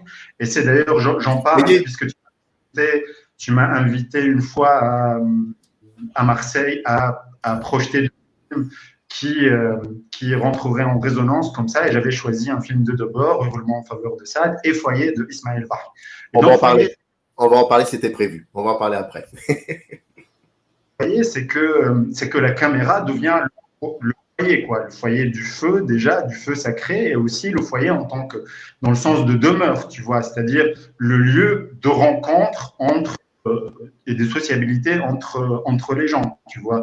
Et je pense que c'est exactement ça, c'est-à-dire que mon rapport à la caméra, il est très particulier, même dans le sens où je dis tout le temps, et c'est quelque chose que je n'apprécie pas quand je l'ai dit, parce que c'est un peu peut-être c'est un peu respectueux par rapport à tout un pan du cinéma, mais j'ai tendance à considérer que les films d'animation sont pas du cinéma en fait, parce qu'il n'y a pas de caméra. Tu vois, parce que c'est des choses. Effectivement, on pourra me dire qu'il y a certains films d'animation qui utilisent la caméra, mais généralement, que ce soit avant, lorsque c'était des dessins à la main, quoi, ou aujourd'hui avec les images de synthèse, c'est des films, effectivement, mais où l'objet caméra n'est pas présent, tu vois, ou très peu présent, contrairement au cinéma documentaire, fictionnel, bien expérimental. Et ça, la présence de la caméra est quelque chose de très important pour moi. C'est-à-dire que et s'il y a quelque chose dont j'ai horreur dans la vie et dans la télévision, par exemple, qui est pour moi le comble de la perfidie de la télévision en tant que média, c'est ce qu'on appelle la caméra cachée. Tu vois, pour moi, la caméra ne doit être jamais cachée. Et j'aime pas, j'ai tendance à pas spécialement apprécier les films où la caméra, la présence de la caméra est cachée par le réalisateur, ou elle est effacée, ou elle est atténuée par le réalisateur. Tu vois, même dans un film de fiction, hein, généralement, les grands cinéastes ne cachent pas la présence. Godard, quand tu regardes les films de Godard, par exemple, quand tu regardes les films d'Antonioni, en tout cas des cinéastes que moi je respecte et j'aime, il y a toujours l'idée de dire que c'est un média, tu vois. Vous êtes en train, spectateur, vous êtes en train de regarder un film. Et nous, on a fait ce film avec des outils, des technologies, avec des gens aussi, dans un moment donné, dans un territoire donné. Et voilà le résultat de cette expérience collective, tu vois. Et la caméra permet effectivement d'avoir un lien avec l'autre, les gens, les êtres humains qui nous entourent, qui soit unique, tu vois, qui sort du cadre des normes sociales, politiques, religieuses, tout ce que tu veux, tu vois. Une caméra, c'est quelque chose de très fascinant. Et d'ailleurs, j'ai les poils qui s'hérissent lorsque j'entends des réalisateurs qui disent, nous, on a filmé la réalité telle qu'elle est. Tu vois. Moi, je dis, du moment que tu as une caméra entre les mains, tu n'es plus en train de représenter la réalité telle qu'elle est, puisqu'il y a l'objet caméra qui regarde le monde de la manière dont il regarde le monde, cet objet, tu vois. Et nous, on n'est que des sculpteurs, et au lieu d'avoir un morceau de terre ou de quelque autre matière devant nous, on a cette caméra, tu vois. Et cette caméra, elle cisèle un peu, elle sculpte un peu la réalité. Donc, effectivement, la caméra, c'est un peu un foyer pour moi que je mets entre moi et les autres, mais pas pour qu'il y ait une rupture entre eux et moi, tu vois, pour que justement on se retrouve autour de ce foyer, ce qui est un peu l'idée géniale, sublime du film d'Ismail Bahri. Et voilà, qu'on crée un autre rapport au monde, que ce soit en documentaire, en fiction, hein, ou en expérimental, qu'on crée ensemble un autre rapport au monde, et notre foyer serait cette caméra, tu vois, autour de laquelle nous, on va essayer mais d'inventer une réalité qui soit la nôtre à ce moment-là, autour de cette caméra. Tu l'as un peu évoqué, effectivement, en 2016, il y a ce festival, parce qu'il y a quand même, c'est un festival, il y a des prix qui sont donnés et tout, qui s'appelle donc le Festival des cinémas d'Arabe de Marseille. C'est créé par l'association Aflam, qu'on salue. Le festival existe encore, hein, toujours. Et il y avait un segment qui s'appelait Un critique de regard. Et je crois qu'il avait été initié par Tahar Cherchaoui, je pense. Donc, je crois que c'est ça. Critique de cinéma aussi important. Et en fait, l'idée était de demander à quelqu'un, un artiste, sous toutes ses formes, un artiste, de choisir deux films. L'un qui soit issu, qui proviennent du continent, des pays d'Afrique et des pays d'Arabe, et le faire dialoguer avec un film qui ne soit pas originaire de ces deux géographies. Moi, je trouve que c'est génialissime comme idée parce que ça rappelle que le point commun de tout ça, c'est le cinéma. C'est donc, comme tu disais, la maison cinéma. Et cette année-là, je m'occupais de ce segment-là et je t'avais proposé, d'inviter si tu voulais bien participer à ça. Et tu avais choisi, donc tu les as dit, 2 films. Le Foyer de Ismaël Bahlé, j'espère que j'ai bien prononcé en tout cas le nom, et puis Hurlement en faveur de Sable de Guy Debord.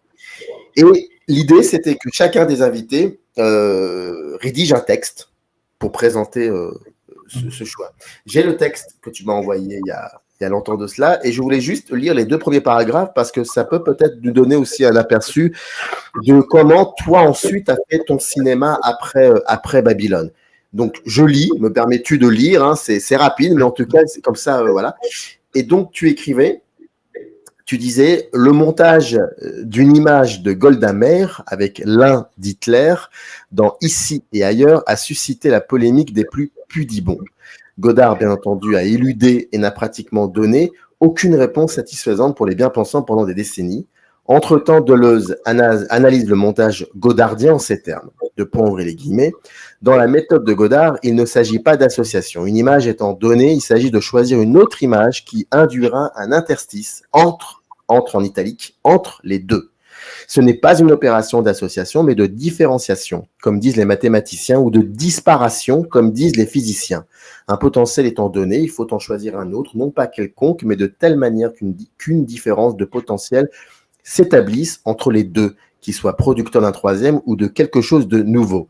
C'est dans l'Image-Temps, édition de Minuit en 85, page 234.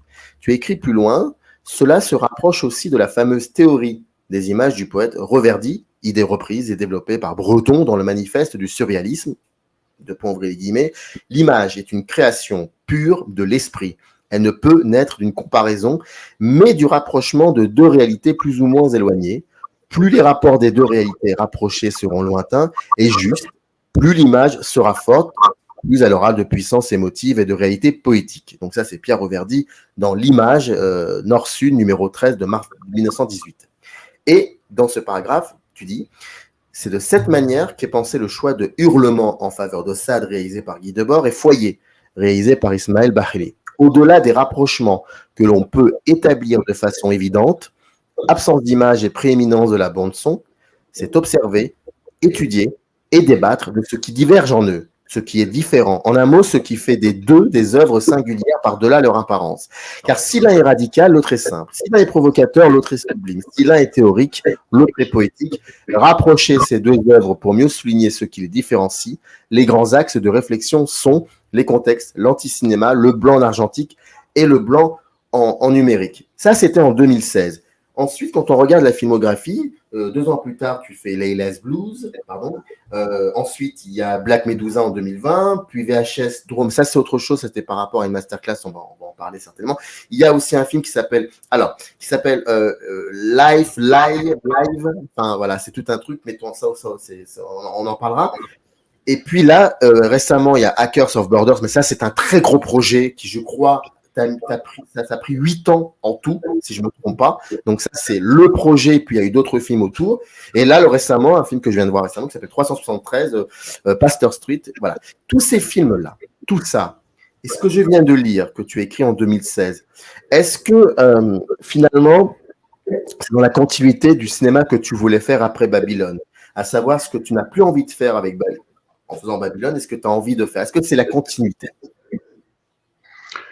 Je sais pas, en tout cas, j'y ai pas réfléchi de cette manière-là, tu vois, mais parce que aussi, ce qui est important pour moi, c'est la rencontre. Rencontrer des gens, rencontrer des images qui me viennent, rencontrer des territoires, etc., etc. Donc, il y a quelque chose d'assez effectivement disparate disons, dans ma filmographie. Je passe du documentaire à l'expérimental, à la vidéo, à des choses que je mets sur Internet uniquement, des films de montage, puisque le montage, c'est quelque chose qui me fascine et que je trouve central dans le cinéma. Et j'ai assez comme ça, des idées assez établies sur le montage, etc., etc. Et je monte d'ailleurs mes propres films et je monte des films que je n'ai pas réalisés. Donc tout ça, enfin, je pense que tout ça se fait de façon très chaotique en fait. Un peu comme un film de Godard, un peu comme un film de Godard où il y a des images comme ça qui viennent un peu partout et que, enfin voilà, qui se construisent de façon très problématique, qui ont des rapports très conflictuels les uns avec les autres. Donc c'est pas conscientisé, tu vois. C'est vraiment aller à la rencontre, d'images effectivement que je pressens qui sont là ou ailleurs, ici et ailleurs, comme le disait Godard, tu vois. Donc, et quand on les voit, c'est vrai qu'il y a ce côté où c'est très différent. Enfin, les films que tu as évoqués sont très différents les uns des autres par leur durée, leur forme, enfin, leur sujet, tout ce que tu veux, leurs propos. Mais c'est ça, enfin, c'est d'essayer aussi de rapprocher, pour reprendre un peu ce que disait Roverdi, autour de ce foyer caméra, de rapprocher un peu des choses qui sont éloignées, tu vois. Enfin, je pense que enfin, voilà, enfin, le film ne fonctionne pas forcément par addition d'images, tu vois, il fonctionne plutôt par mise en rapport d'images, qui est une relation très différente plutôt que d'associer. Ça, c'est le cinéma narratif, tu vois. Il y a une image, une deuxième image, une troisième image, et puis ça continue comme ça dans une sorte de ligne droite ou comme si on était dans une autoroute, dans une voiture, dans une autoroute. Tu vois, enfin, ça c'est le cinéma narratif, enfin, qu'on peut apprécier ou pas. Hein. Enfin, il y a des génies aussi qui ont fait de cette manière-là. Je trouve que c'est pas forcément, le cinéma que je veux moi personnellement faire. Tu vois, j'ai tendance à utiliser cette image des montagnes russes. Pour moi, un film c'est comme une montagne russe. Tu vois, enfin, ça part dans tous les sens, ça monte, ça descend, ça va à droite, ça va à gauche. Enfin, ça fait peur et ça fait rigoler en même temps. Et j'aime bien mettre plein de choses dans un film. Je suis absolument fervent de cette idée que l'incohérence est quelque chose de très bien dans un film. Autant où aujourd'hui on nous pousse comme ça, enfin, où l'industrie nous pousse vers quelque chose de très épuré comme ça, de très cohérent, de très rationnel, qui ressemble à de la télé en fait, de très informatif, de très narratif. Voilà, enfin, mon désir à moi, c'est plus de voilà, faire un film et puis l'abandonner comme si c'était un enfant que j'abandonnais, tu vois. Pour moi, les films passés sont passés, tu vois. Enfin, j'essaie de composer un puzzle en fait. Avec tous mes films, j'essaie de faire en sorte que ce soit un puzzle comme ça, qu'ils ne soient pas vraiment liés les uns aux autres de quelque manière que ce soit, qu'ils soient à la limite, par exemple, pour parler de Babylone, Hackers of the Borders, qui est aussi un documentaire autour de la même thématique de l'exil forcé et du refus puisque Hackers of the Borders, c'est autour des réfugiés ou des Syriens qui sont au Liban. Tu vois, c'est un peu, et je le présente, moi, en tout cas, je l'ai conçu et je l'ai fait comme l'antithèse totale de Babylone, tu vois. Enfin, alors, bien sûr, chacun a ses obsessions. Chaque artiste, chaque créateur, chaque réalisateur, il a ses obsessions qu'on retrouve de film en film, ça c'est... Mais en tout cas, je ne conçois pas les films dans une sorte comme les images d'ailleurs, dans une sorte d'addition, mais plutôt de friction et même de conflit. Tu vois, l'idée de conflit, l'idée de friction, l'idée de se confronter physiquement sont des idées qui pour moi sont essentielles pour faire un film et pour penser le cinéma, tu vois. Et c'est pour ça que j'aime beaucoup aussi lorsque tu me dis j'ai commencé par détester Babylone, ou même lorsque tu me dis je déteste Babylone, parce que pour moi c'est aussi un sentiment important, tu vois. Enfin, j'ai tendance à toujours apprécier et à être vraiment inspiré par les gens qui n'aiment pas mes films, tu vois, et qui me disent pourquoi ils les aiment pas, tu vois, plutôt par des gens qui les aiment, les respectent, et puis je trouve qu'il y a moins de débats à avoir, tu vois, ce qui est tout à fait normal. Lorsqu'on est d'accord, on va pas enfin, blablater pendant des heures sur le fait qu'on est d'accord, tu vois, puisqu'on l'est de facto.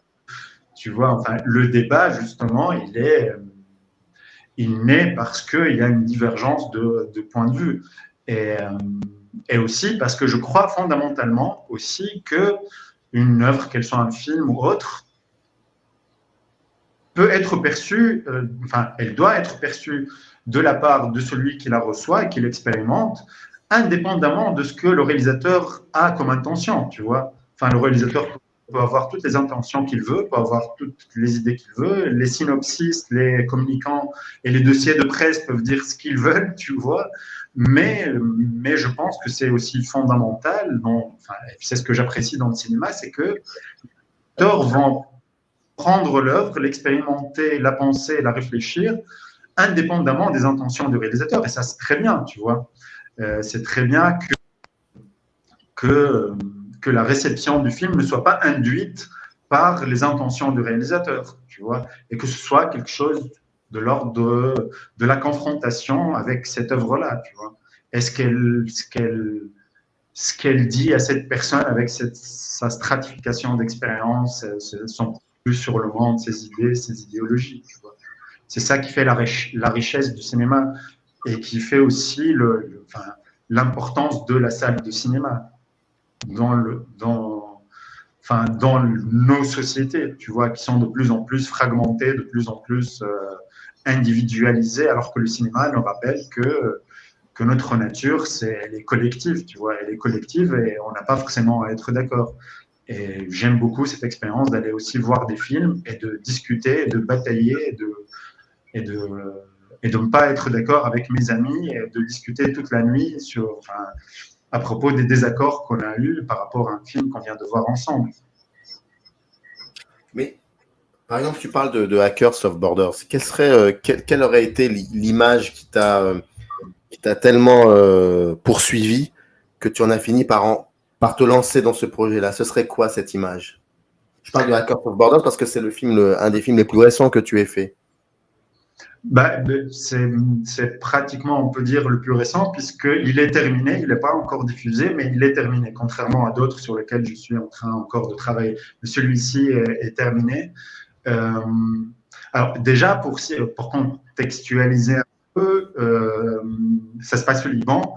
Et j'ai dit tout à l'heure que la première fois où je suis allé au Liban était en 2014.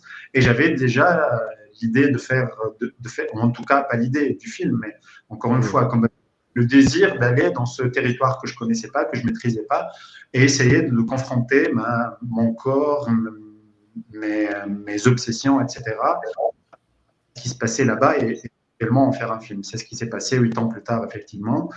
Mais au départ, c'était aussi une fascination par rapport au Liban en tant que pays. C'est aussi une fascination qui est née d'un film, un film libanais de Rassen Salab, le premier film de Rassen Salab qui s'appelle que j'ai vu de 15-16 ans. Il venait de le faire et il était diffusé dans un festival à Tunis, qui est un festival important, les Journées cinématographiques de Carthage. Et ce film que j'avais vu lorsque j'étais adolescent m'a complètement chamboulé, fasciné. Et il a créé en moi une fascination pour cette ville, Beyrouth, et ce pays, le Liban. Et après, voilà. Après, j'ai jamais mis les pieds, encore une fois, mais il se trouve qu'en 2012, lorsque justement Babylone était terminé, qu'il est passé au film la première fois en juillet 2012, et que la page de ce film était complètement tournée à ce moment-là, puisqu'on l'avait fini, et il était abandonné à son sort d'aller à la rencontre du public et de faire sa tournée de festival et de salle de cinéma, etc. C'était vraiment le tout début de ce qu'on a appelé un tout petit peu plus tard la crise des réfugiés syriens. Tu vois, c'était pendant mi-2012, c'était vraiment le moment où la révolution syrienne devenait une guerre larvée, une guerre civile, etc. Et où les Syriens, de plus en plus, de façon de plus en plus massive, quittaient leur pays et allaient dans les pays environnants, notamment en Jordanie et puis au Liban aussi.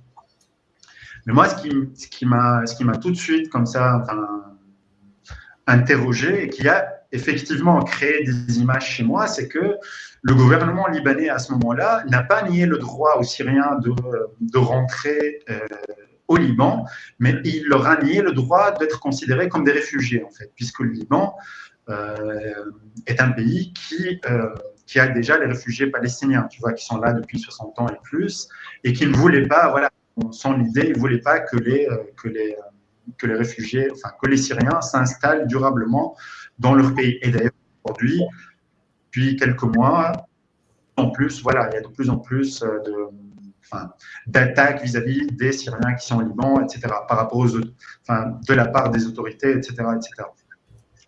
Tout ça, c'est le contexte. Et du coup, quand j'ai entendu parler de ça, j'ai commencé à avoir des images comme ça. Et du coup, pour terminer et être un tout petit peu plus clair, du coup, les Syriens qui fuyaient les combats de Syrie, qui rentraient en Turquie, par exemple en Jordanie, ils étaient installés dans des camps qui étaient préparés pour eux, etc., etc. Et ils restaient là-bas, tu vois.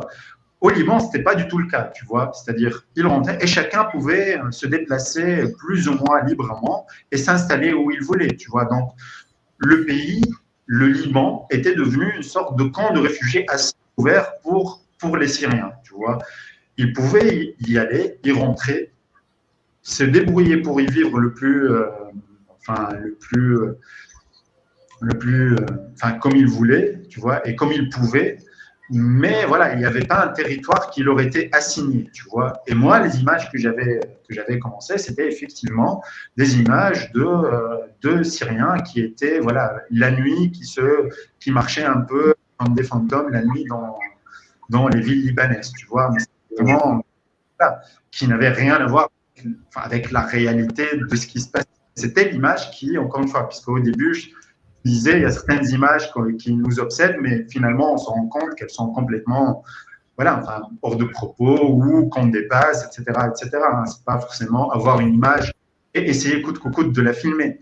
Je pense que ce serait idiot de faire ça, mais c'est plus avoir une image et essayer de comprendre pourquoi on l'a eu et qu'elle soit le foyer, encore une fois, pour continuer cette méthode du foyer, qu'elle soit le foyer d'autres images, tu vois, qui viendraient s'agréger autour d'elle. Et c'est ça, en fait, qui est né dans mon esprit à ce moment-là. Et voilà, je suis parti en 2014 et je me suis confronté à ce pays, à cette géographie complètement, en fait, le Moyen-Orient que je ne connaissais absolument pas. Et à ces gens aux Syriens que je ne connaissais pas aussi, qui est un peuple que je ne connaissais pas. Et depuis, voilà, j'ai écrit, j'ai filmé, j'ai monté, etc. Et le film est maintenant terminé. D'ailleurs, juste pour terminer, quand j'ai terminé le film, la première envie que j'ai eue, c'était de retourner au Liban une fois, mais sans avoir le film en tête, tu vois. Parce que, encore une fois, avec l'idée que mon expérience était une expérience liée à ce film et que du coup, j'avais pas vécu le Liban, en fait. Tu vois, j'avais vécu le Liban à travers le prisme de la caméra, du film, du cinéma, de ce film que j'avais envie de faire, tu vois. Donc c'est toujours paradoxal, tu vois, cette question de vivre de vivre le film, tu vois. C'est pas vraiment la vie telle qu'on l'entend par ailleurs. C'est-à-dire que tu as eu envie de retourner au Liban sans la caméra et juste de voir, de vivre. Voilà. Il y avait de cela. Est-ce que tu es quelqu'un, lorsque tu travailles sur Hackers for Borders, est-ce que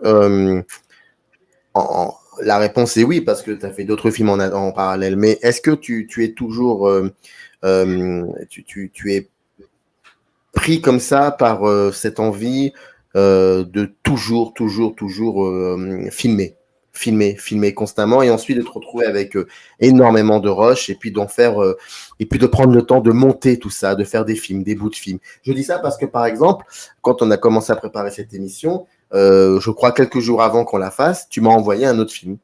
Et je m'y attendais absolument pas. Et c'est autre chose, c'est différent et c'est très beau. C'est 373 Pasteur Street. Et je me posais c'est une autre configuration que Hackers. Mais je me disais, est-ce que cette envie d'enregistrer constamment, est-ce qu'elle est très forte chez toi? Est-ce qu'elle existe déjà, d'abord? Est-ce que ça existe? Est-ce qu'elle est très forte chez toi?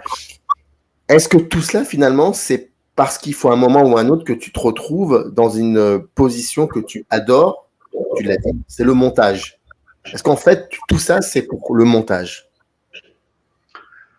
Alors, il y a différentes strates dans la réponse que je vais te donner. Déjà, pour être tout à fait factuel, je ne suis absolument pas quelqu'un qui filme énormément. Tu vois, j'ai pas sur mon téléphone, je sors jamais pratiquement mon smartphone pour filmer ma vie, mes amis. Tu vois, j'ai pas ce rapport inné, tu vois, au fait de filmer. J'ai un rapport peut-être éventuellement inné par rapport au cinéma à être spectateur d'images, être récepteur des images, ça c'est évident, mais pas du tout au fait de filmer des images ou de faire des images. Ça, c'est quelque chose qui n'est pas du tout, qui n'est pas convulsif pour moi, tu vois. Et même, pour tout te dire, tu vois, si vraiment on compte comme ça de façon plus ou moins scientifique et mathématique, le nombre d'heures de rush que j'ai eu pour Hackers of Borders, qui est un film voilà, qui a commencé en 2014, qui s'est terminé là il y a quelques semaines, c'est pas si important que ça, tu vois. Et d'ailleurs, dans le film, je suis plusieurs personnes pendant un certain temps. Et la façon dont j'ai procédé, c'était de les rencontrer et de les fréquenter pendant plusieurs semaines, tu vois, avant de sortir ma caméra pour les filmer, tu vois. Donc, je suis pas du tout, et même lorsque je suis en train un jour de tournage, tu vois, je peux passer genre 6 heures ou 7 heures avec une des personnes qui existent dans le film, mais je vais parfois même pas le filmer, tu vois, pendant cette journée, alors qu'on sait qu'on est censé filmer, tu vois. Mais moi, à ce moment-là, je me le sens pas de le faire, je suis pas inspiré, ou je trouve que, voilà, juste que être là avec cette personne, tu vois, était aussi important que le fait de filmer cette personne, tu vois. Ça, c'est quelque chose que, voilà, qui n'est pas très. Je ne suis pas obsédé par le fait de filmer tout le temps, tu vois. Absolument pas. Par contre, ce qui est vrai, et là on en arrive au montage, c'est que enfin, je peux écrire des films, je peux cadrer des films, je peux produire des films, je peux réaliser des films, ça c'est des choses que j'ai faites. Je peux même les sous-titrer ou même tout ce que tu veux. Mais si jamais un jour il y a quelqu'un qui me met un flingue sur la tempe et me dit maintenant Ismaël, t'arrêtes tes conneries et tu vas choisir parmi toutes ces activités laquelle tu vas te spécialiser, j'irai le montage sans aucune hésitation. Tu vois, je préférerais faire du montage plutôt que de faire de la réalisation. Mais il se trouve que je peux faire les deux, donc je fais les deux. Mais effectivement, le montage, c'est l'étape de la fabrication d'un film qui, je trouve, me ressemble le plus, en fait, qui est le plus en adéquation avec l'être que je suis au plus profond de moi, tu vois. Être tout seul dans le noir avec des images qu'on regarde et qu'on sculpte, tu vois, et qu'on met en forme et qu'on transforme, etc., etc.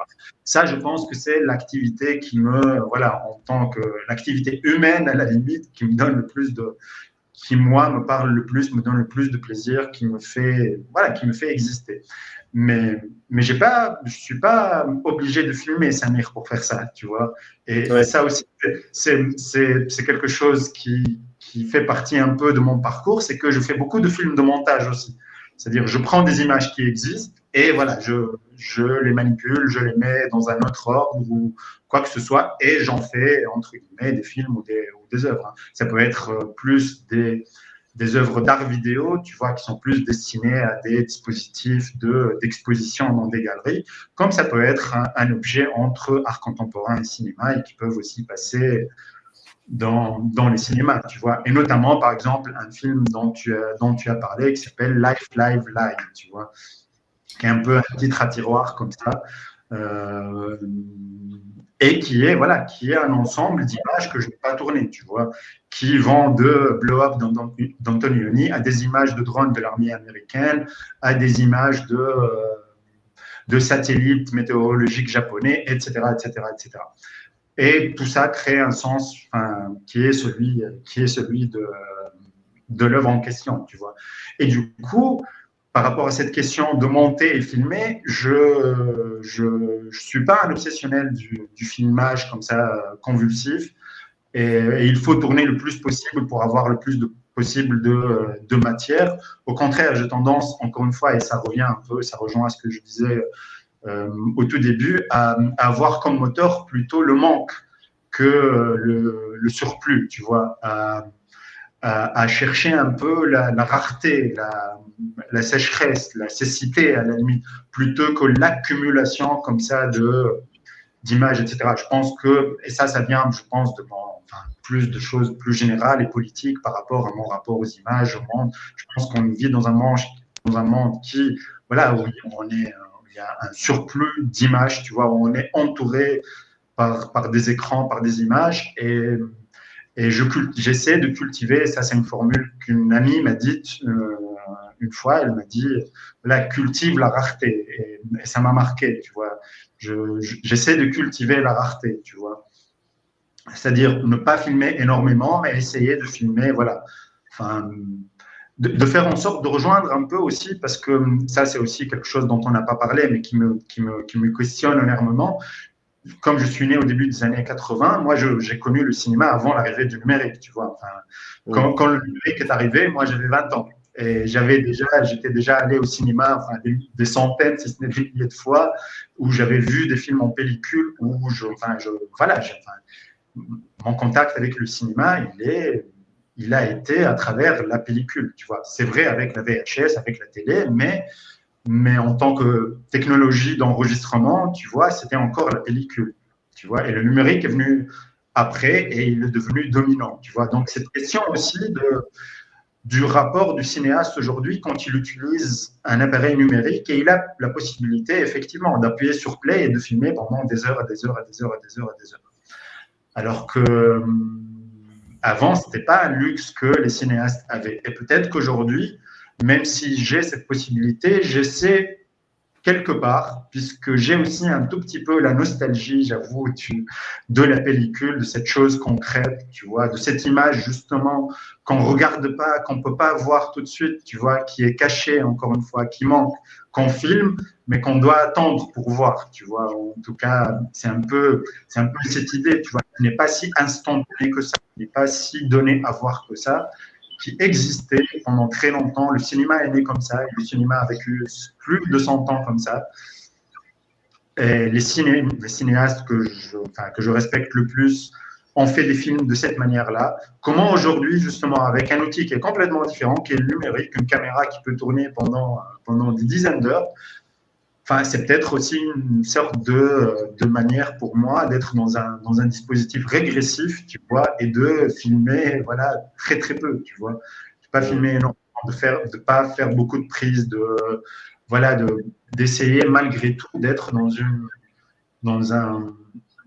en tout cas moi, dans un rapport aux images qui est un rapport, enfin voilà, respectueux aux images, tu vois, d'essayer de pas avoir un rapport qui est automatique aux images, tu vois, fait d'appuyer sur un bouton et puis voilà, de laisser la chose se faire, mais plutôt voilà, d'essayer d'observer ce qui se passe devant la caméra et de choisir le bon moment ou le bon geste ou le bon regard, etc., etc. Donc essayer de cultiver la rareté en filmant et puis effectivement le montage se fait, comment dire,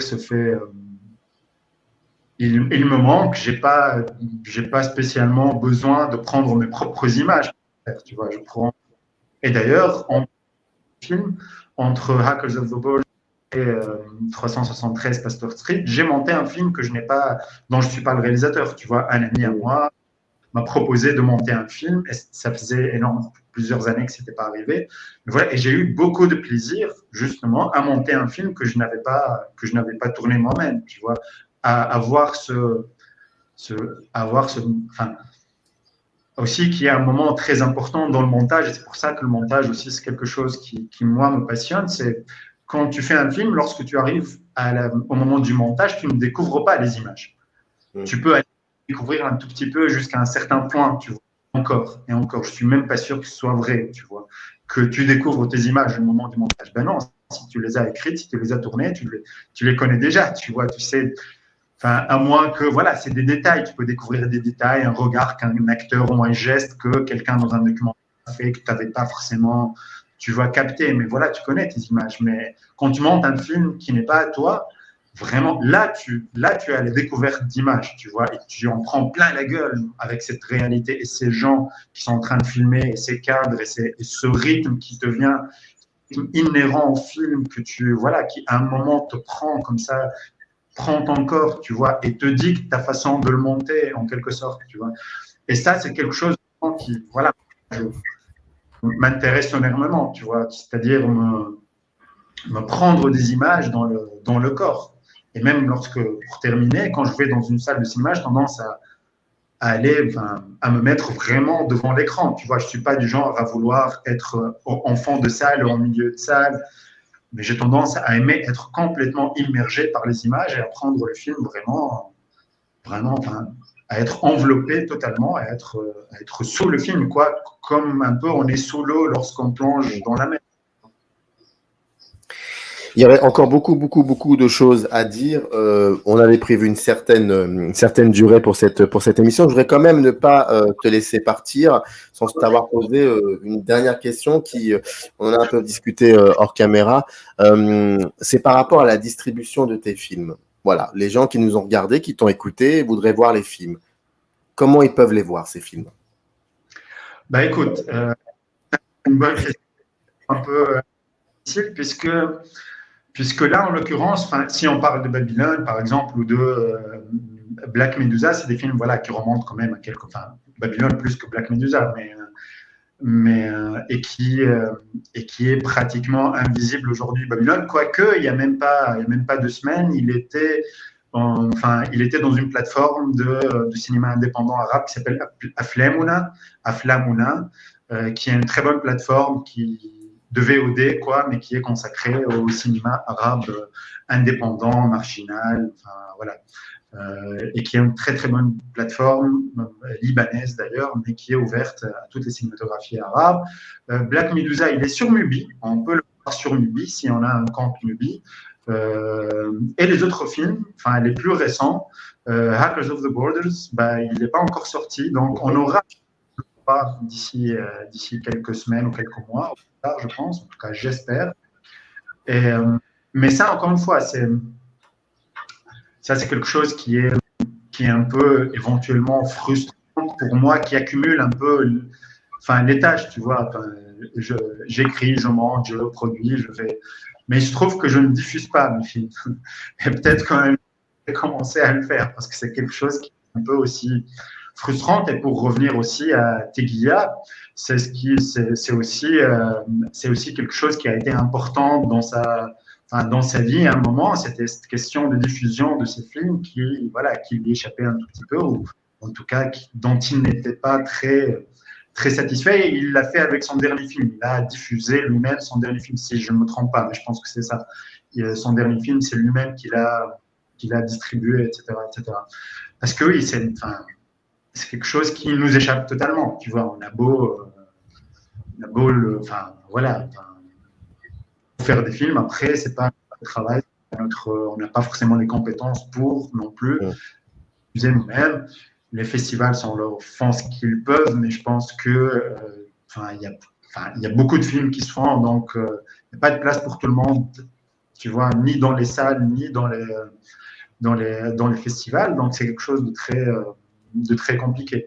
Et il se trouve, encore une fois, je suis assez régressif par rapport à ça. Autant je peux être un consommateur très assidu de films qui, sur Mubi, par exemple, ou sur d'autres plateformes, Je ne sais pas, d'ailleurs, je suis en train de dire Mubi depuis tout à l'heure, je ne sais pas si on peut faire de la publicité sur ta chaîne ou pas. Peu importe, t'inquiète pas, il n'y a pas de souci.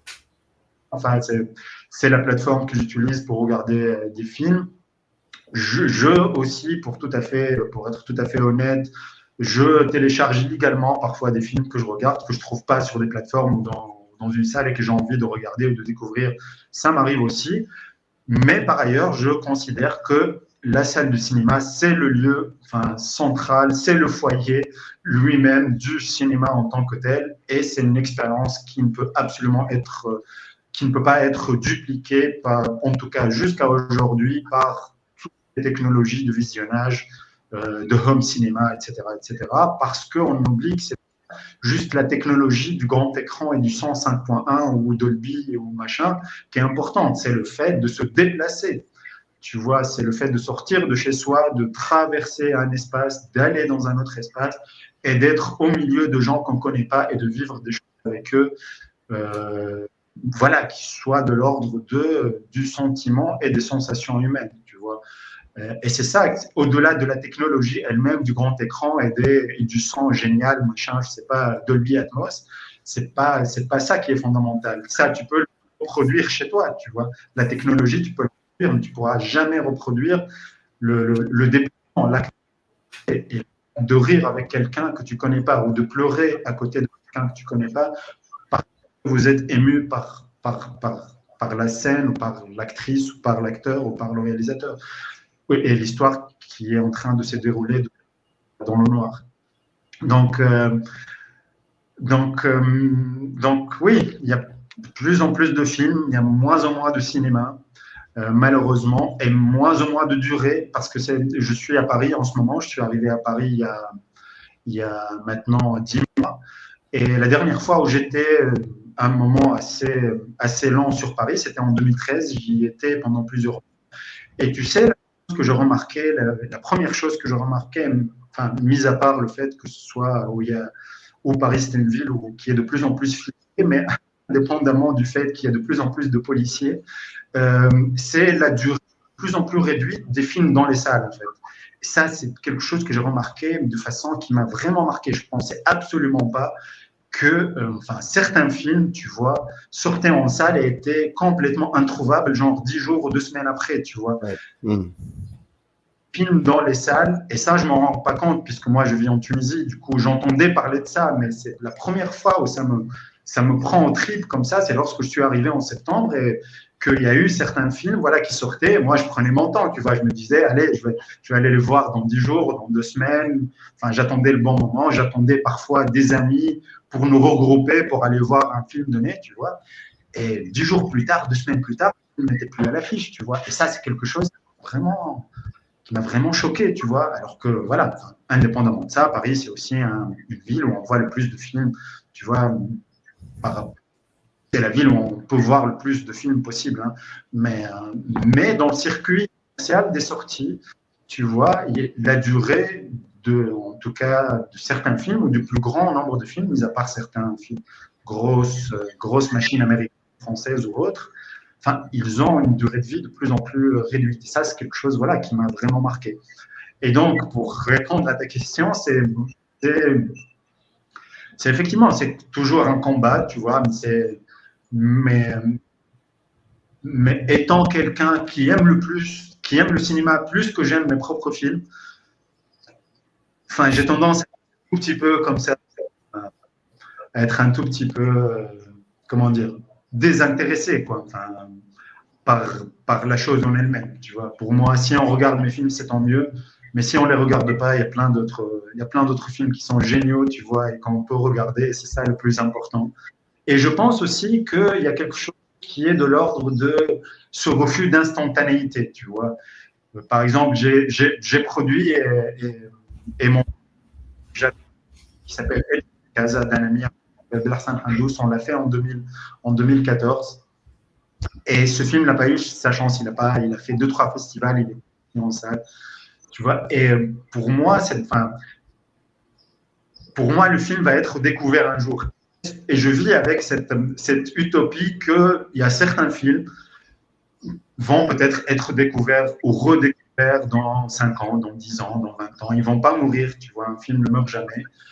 Et s'il est très bien diffusé aujourd'hui, c'est pas grave, tu vois, puisque c'est vrai que nous, on a tendance à considérer la diffusion du film comme quelque chose d'instantané, tu vois. Le film se fait, il faut absolument que très rapidement les gens le voient. Il se trouve que je suis pas forcément dans cette urgence-là, tu vois. Enfin, le film, c'est le plus important de faire des films. Et s'ils ne sont pas très bien montrés aujourd'hui, peut-être qu'ils le seront dans 5 ans, dans 10 ans, dans 15 ans. On n'en sait rien, tu vois. Mais je sais que moi, personnellement, enfin, je suis en train de découvrir aujourd'hui, tu vois, des cinéastes qui ont fait des films dans les années 40, 50, 60, et qui, tu vois, enfin, et des gens que je connaissais absolument pas, tu vois, dans le nom, mais étaient totalement inconnus, que je découvre aujourd'hui, tu vois. Et voilà, et ça n'a pas de prix, et je pense que, enfin, c'est ma façon de voir les choses par rapport à cette question de distribution. Mes films ne sont pas très bien distribués jusqu'à maintenant, je pense. Enfin, j'ai ce sentiment, mais pour le moment, c'est pas quelque chose qui me, enfin, à laquelle je pense plus que ça. Voilà. Enfin, ça m'obsède pas plus que ça, tu vois. En tout cas, dans le descriptif de cette vidéo, il y aura des liens qui renvoient directement pour voir Babylone sur cette plateforme dont tu parlais, mais aussi Black Medusa sur Mubi. Et puis, pour les prochains, espérons que à progrès des festivals, hein, comme ça, en France ou ailleurs. Ouais. Merci beaucoup, Ismaël. En tout cas, on s'était dit 1h15, on a 1h46. On est pratiquement à 2 heures. Merci pour ta générosité. Il y avait encore plein de trucs à dire, plein de questions. Ça sera peut-être pour la suite, espérons-le. Ça sera avec ça, éventuellement. Exactement. En tout cas, merci à toi, Ismaël. C'était un plaisir d'avoir cette conversation. Et puis, comme je dis, je mets 3 points de suspension, je mets pas de point final, comme ça on est sûr de renouer le dialogue. Merci à toi et bonne continuation, comme on dit. Merci beaucoup. À bientôt. Générique. In the canyon, that's where I long to be, with my 3 good companions, just my rifle, pony and me.